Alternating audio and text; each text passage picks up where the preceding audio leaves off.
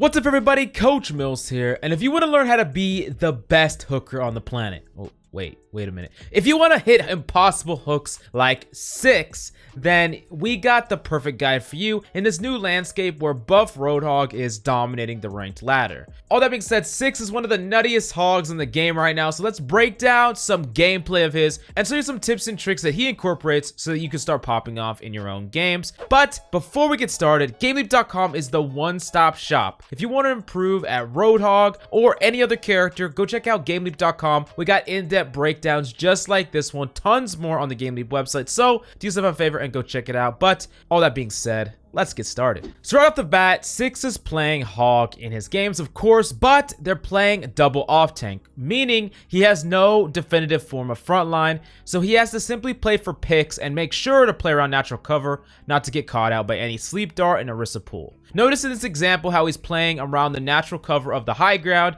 He slightly peeks, looks for a potential hook, but sees no opportunity and instantly dips down and backs away from the ledge. You see, this dodges an Orisa pool that was targeted for him, and it's extremely important on Roadhog that you don't get pulled off the high ground, because if you get pulled into the enemy team, you're dead pretty much automatically, just like that. So the big takeaway for you is that in your games, you need to be playing extra passive and be cognizant of abilities that can punish you on Hog, as you are the primary target for things like nade, sleep dart, pull, and all those factors. But once you bait these abilities out, you can afford to be a little bit more aggressive. Now, unfortunately for 6, he gets booped off the high ground, not quite into the enemy team though, and a timely bubble by Azaria allows him to get to safety and go back to natural cover so he can set up another engage or fish for kills. Now check this out, how he goes to the high ground, breaks this Orisa's shield and hooks her, and as he hooks her, he pulls her up and to the side. This hook sideways actually pulls the Orisa straight up to the high ground with him. Now this not only removes her from the fight, but he can put damage into her as she regroups. He identifies that she's unkillable and notably doesn't chase her down from his position, which is something that you should never do in your games. You shouldn't try to overextend into an enemy. Baiting out utility, getting ult charge, and creating space is good enough.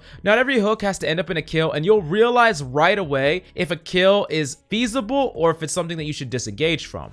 Now on top of this, something that you should really know is on Hog, positioning is key, and 6 will only leave smart positioning near natural cover if he sees a specific opportunity to go all in, which I'll cover an example in a bit. But more often than not, 6 is only like 1 or 2 feet away from some sort of natural cover, so he can get out in case he gets naded, or he can dodge precious cooldowns like sleep dart or things like that. Now a common tactic 6 will often do is he will permalurk around his natural cover area. He will gather information with small little peeks here and there and play off any opportunities, just like this one where he sees a Hammond trying to set up for an engage of his own. He hooks him and stops the push. Now notice how he tries to rotate the hook to the left and jam him on the other side of the wall and submit him to his team's fire and cooldowns. Unfortunately, he just misses the mark. But one can imagine a scenario where you actually shift your body and bring it in line of sight of like an Ana, for example, on your team, who sleeps him and actually allows you to set up a kill on a Hammond that you otherwise wouldn't have gotten. There is no downside to doing it, but the upside was there, and that's why he tried to go for it. You should try to go for these kind of plays too in your games.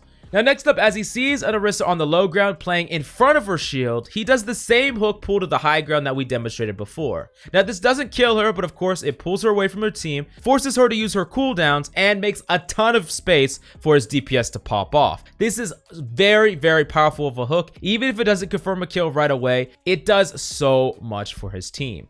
Now in this next play, let's break down one of the interesting ways that 6 actually throws out hooks. He seems to target the enemy, but he puts his crosshair on them temporarily, but then instantly rotates his body slightly to the right at the same time. It's almost like he's hooking as if he's in real life chucking a heavy hook over his shoulder, and his body rotates in the same way that you would actually rotate your body. He is not tracking the target as you would possibly think is the correct way on hooks. That is not the way that 6 really hooks at all. He activates the hook near them, but instantly moves his crosshair slightly to the right as the target gets pulled in, and then he will rotate the crosshair back to the enemy as they're engaging or being pulled right on top of him. Now notably, 6 has multiple other ways to hook, but this seems to be the strategy that he hooks when he goes for really crazy far away hooks, and I'm going to break down another example of that in a second. Now in this next big engagement, 6 catches a Hammond with a hook, but ultimately falls down and almost gets caught out, but barely makes it behind natural cover. Now notice this Tracer chasing him down because he's antied, but once she wraps around the pillar, he fishes for damage on the right and left of the pillar with his alternate fire. A huge amount of damage catches the Tracer off as she wraps around the pillar and lets his Zarya easily finish her off. Now, the big takeaway for you is that this type of damage, fishing damage, is useful because pre-fire can pressure out enemies, or at the very least buy time till you're healed or you have your abilities online. If they don't peek you, you get your abilities online and you get healed, but if they do peek you, they're going to walk right into some of your pre-fires. This is another version of kiting. Instead of actually kiting, you're using potential damage or pre-fire damage as a form of negation, either punishing the enemy for peeking or preventing them from peeking altogether, because all you need is time for your cooldowns back online.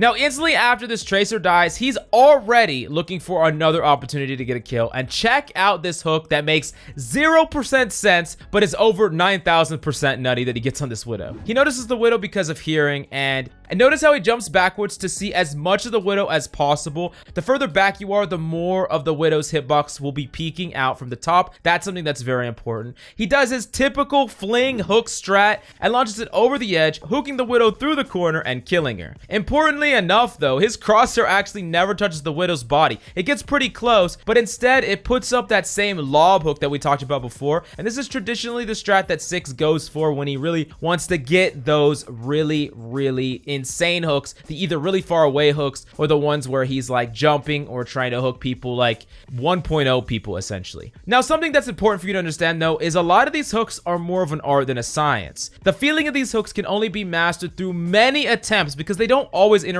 the same way with different surroundings, but 6 obviously has put the time and effort into, and through watching him you can kind of understand some of the tendencies that he has, like jumping backwards when he's trying to hook up above to kind of get as much of their hitbox showing to have the greatest potential for these kind of hooks hitting. Now after that, he goes back to lurking and makes a semi-flank, instantly catches an Ana who he shuts down. Importantly to note though, he aims center of mass at the Ana, not at her head, and with the new buffs you should be able to kill Anas very consistently now. So pretty much just follow this in your games, aim center of mass, now you're going to be able to one-shot Anas just like that. Now he wraps around touches point, and notice how he doesn't hesitate to make a decisive close range hook versus the Tracer who is not actively paying attention to him. This kind of zero hesitation works against Tracers who are trying to predict and dodge the enemy in front of them, not an unidentified threat behind. The rest is just cleanup, and they hold before the enemy takes second point. Pretty impressive stuff.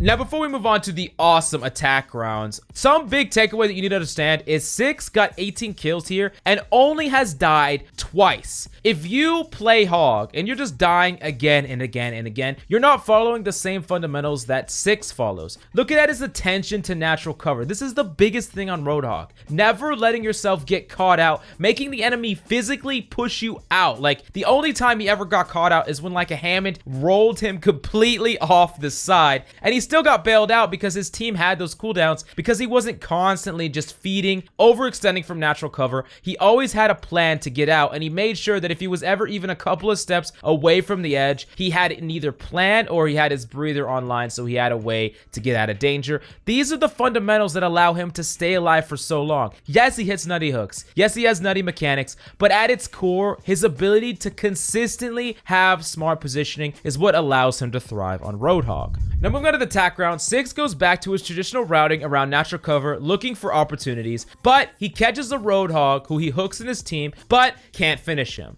Now, he doesn't try to overextend or chase this Roadhog, which is incredibly smart. Roadhogs can turn the tables on you really easily, but 6 states something here. You can't hear it, but what he states, I wholeheartedly agree with, is that hooking first now is even more risky than it was before. If you hook first against the Hog, a Hog can shoot you right after the hook animation finishes. He can hook you back and one-tap you a very large percentage of the time. So it is very, very risky to hook first. Here's the big takeaway for you. Only hook a Hog if you either have some sort of follow-up from your team, like a nade or something like that, to make sure you kill him, or if you will one-shot him with that hook, like he's already at half HP or something like that. Those are the only times you should hook a Hog. In a straight-up 1v1 when you're both at full health, let him hook you first, and you can actually turn the tables on him that way.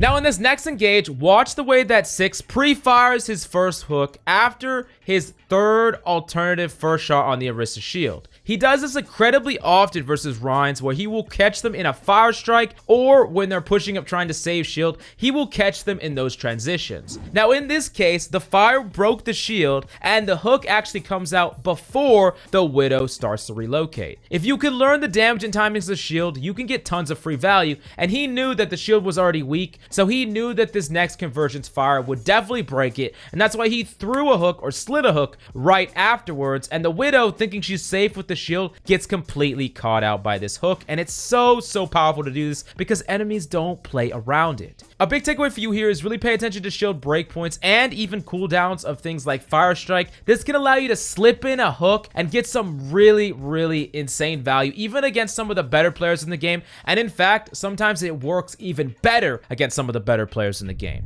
Now in this next engagement, he slides a hook along natural cover towards a grouping of enemies. Doesn't really matter what he catches here because any catch he can either one-shot or kill with his whole hog. Now a takeaway for you is that if you slide a hook along natural cover towards a large school of enemies and connect with each one, you're definitely gonna get some free value. You don't even really have to aim your hook, you're just sliding it around a corridor into a crowd of enemies. Now afterwards, he ults away a Transing Zen and the rest of the team for contesting a point, which is an incredibly underrated use for Whole Hog to push people off the point. Just make sure that you don't necessarily try to do this when there's other enemies contesting, or if there's a whole bunch of enemies there and one of them has a CC that could shut you down, like Sleep Dart or something like that. You'd want to try to get immediate value out of your Whole Hog if possible. Now to close out this game, check out this awesome play by 6. He routes to the top as enemies are respawning, looking to contest the point on second, and he makes a jump across where his Ryan actually failed to jump by jumping at the last possible second to bridge the gap and put him on the ledge. Now notice he does have the perfect info on the enemy Roadhog because of the Widow ult. He turns the corner and sets up that right click convergence fire on the Roadhog's head, does a ton of damage, hooks him, pulls him left towards his team, fires again, melees, finishing off the hog with a little bit of help from his team doing some additional damage. Now the big takeaway for you is unexpected positioning and pre-fire damage from far enough into the hook fire